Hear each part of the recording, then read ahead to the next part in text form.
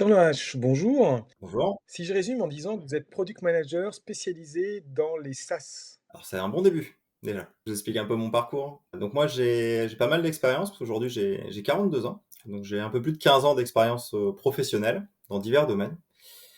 J'ai commencé ma carrière, plutôt sur des postes de management assez opérationnel, hein, pour des sociétés de services aux entreprises. Puis après je me suis dirigé depuis plus de 10 ans maintenant sur des postes, commerciaux. Plutôt à forte mention technique, donc des postes d'ingénieurs commerciaux sur plusieurs domaines. Et j'ai eu l'opportunité, au sein d'une société spécialisée dans la sécurité alimentaire, dans laquelle je travaillais, de prendre en gestion le pilotage de leur filiale digitale. Donc c'était une application SaaS issue d'une société qui a été rachetée par le groupe et dont on m'a confié le développement et le pilotage. Voilà, donc j'en ai assuré toute la partie product management. Donc je me suis formé en parallèle, hein, puisque c'était quelque chose à l'époque qui était nouveau pour moi. Donc j'avais une forte dimension stratégique et après tout le pilotage de l'équipe projet également, qui était constituée d'un PO et de trois développeurs à l'époque. Excellent. Donc du coup, vous avez appris les choses au fil du temps, vous vous êtes auto-formé. Est-ce que vous préparez des certifications pour valider le niveau que vous avez atteint? Je me suis auto-formé, hein, comme vous l'avez dit, pendant mon poste, pendant que j'exerçais. Et là, à la suite du départ de l'entreprise, du coup, j'en ai profité pour valider ces compétences acquises. Et donc là, je prépare deux certifications, donc PSPO pardon 2 et PSM2 également que je ferai en suivant. Très bien. En passant peut-être en validant d'abord en autodidacte les certifications de niveau 1 pour y aller tranquillement en fait. Voilà, et exactement. Et puis après, certifier le reste de ce que j'ai déjà appliqué dans le passé. Voilà, parce que vous avez déjà travaillé à un haut niveau en fait d'exigence pour l'impact en fait du produit. Voilà, c'est ça. Sur la société, j'étais en lien avec la direction de l'entreprise, du groupe et le CODIR. Et donc, j'avais toute la partie vraiment euh, stratégique à définir, toute la roadmap. Et puis après, la partie delivery à suivre avec le PO et l'équipe dev. Impeccable. Alors, les entreprises devraient vous recruter pour faire quoi et pour quelles raisons?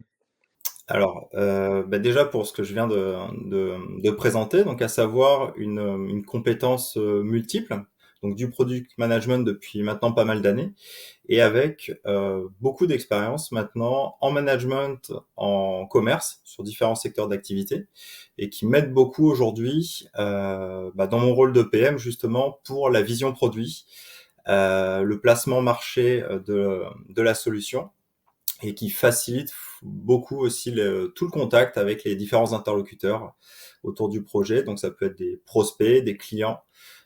J'avais notamment animé quelques groupes de travail pluridisciplinaires avec des équipes dev, des clients, des utilisateurs également. C'était beaucoup dans les services qualité à l'époque. Et au-delà de ces doubles compétences-là, côté relationnel, côté humain, j'ai toujours eu des très bonnes relations avec les équipes donc les équipes dont j'avais la charge directement et aussi les autres services en transversal dans l'entreprise. Donc ça fait aussi une grosse partie de la réussite d'un projet, à savoir la bonne entente, la bonne coordination entre les différents acteurs en tout cas. Très bien. Côté outillage, est-ce que vous avez déjà eu l'occasion de travailler avec Jira? Oui, j'ai travaillé avec Jira. D'ailleurs, vu que lorsque j'ai repris la filiale en question, on a remis à plat tous les process, toute l'organisation de l'équipe. J'avais choisi et participé à la mise en place de Jira au sein de l'équipe. Parce qu'auparavant, j'avais un peu touché à GitLab également, qu'on utilisait en partie pour la partie gestion du backlog et autres, mais c'était moins pertinent que Jira. Et d'ailleurs, Jira que l'équipe continue à utiliser aujourd'hui. J'ai encore des contacts avec eux et ils en sont très contents d'ailleurs. C'est parfait. On a déjà abordé vos soft skills. Est-ce qu'on peut compléter un petit peu sur cette partie-là? Donc, on voit que vous veillez à ce qu'il y ait une bonne cohésion, dans l'équipe qui travaille sur le produit et autour de ce produit avec les équipes, qui travaillent autour. Hem, ça se manifeste comment dans votre attitude avec, les personnes, aussi bien les personnes que vous managez que, les personnes, qui vous managent vous?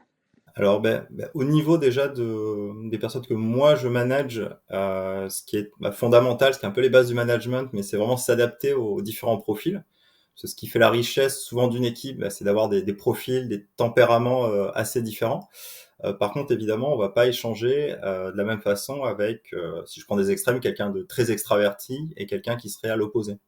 Donc j'essaye au quotidien de m'adapter au profil que j'ai en face, à son niveau d'ancienneté, de compétences également à son poste.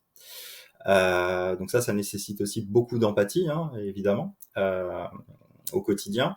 Et après, avec mes managers, la direction de l'entreprise, j'ai essayé de toujours m'attacher à avoir beaucoup de transparence sur l'avancement d'un projet, sur un enjeu stratégique, un choix qui a été fait. Et donc ça peut être en se basant sur des chiffres, sur des KPIs pertinents, mais également dans les échanges qu'on pouvait avoir, soit en informel, soit au sein d'une réunion, d'un copil, d'un codir auquel j'ai participé, tous ces rendez-vous-là. Et donc pour avoir accès à cette qualité, de prestations et d'impact, du produit, vous demandez quelle, fourchette de rémunération? Donc là, aujourd'hui, je vise une fourchette entre 42 et 48, 48 KE à l'année. Sur quelle, zone géographique? Alors là, aujourd'hui, je suis basé à Bordeaux, donc en présentiel, je peux être présent sur tout le département, sur toute la Gironde. Mais après, je suis ouvert au full remote. C'est d'ailleurs le format de poste que j'avais auparavant. J'étais en full remote sur toute la France et le siège de l'entreprise, pardon, était basé à Nîmes, avec une partie de l'équipe au siège et deux devs de l'équipe précisément qui étaient en remote également. Très bien. Est-ce que vous êtes disponible immédiatement? Puisqu'on a dit que vous alliez vous former, est-ce que ça peut gêner, votre engagement? Est-ce que vous avez besoin d'un petit peu de temps avant d'être disponible? Alors les formations, certifications, je les ai commencées à la suite de la fin de mon précédent poste. J'aurais pu les faire en parallèle également. Donc là, aujourd'hui, je ne suis pas sous préavis, donc je suis disponible dès qu'une opportunité, en tout cas, se présentera. Très bien. Quelle serait l'entreprise idéale où vous souhaitez vous investir? Alors, déjà, ça serait plutôt un éditeur de solutions SaaS.